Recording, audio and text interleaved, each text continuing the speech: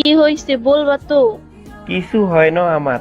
দেখ, তোরে আজকে একটা সত্যি কথা বলি, তোরে এখন আর আমার ভাল লাগে না। তাহলে কি এতদিন আমার সাথে নাটক করছো? সবই কি নাটক ছিল? তুই আমারে ভুইলা যা, আমি অন্য একটা রিলেশনে আছি। একদিন আমার অভাবটা ঠিকই বুঝবা। দেখো, একদিন আমাকে অনেক বেশি মিস করবা। তুই অন্য কারোর সাথে রিলেশনে চলে যা। রেয়া পাল, আমি তো এতদিন এইটাই চাইছি। তুই আমাকে আরো সহজ রাস্তা বের করে দিলি। তুই মাসে একবার শপিং করে দিতে পারস না? তোর মতো ফকিরের সাথে করবো আবার রিলেশন? মামা ওর লগে তো আমার রিলেশন হয়ে গেছে। কংগ্রাচুলেশন মামা। ট্রিট দিবি না মামা? দিমু দিমু, সবাই ট্রিট দিমু।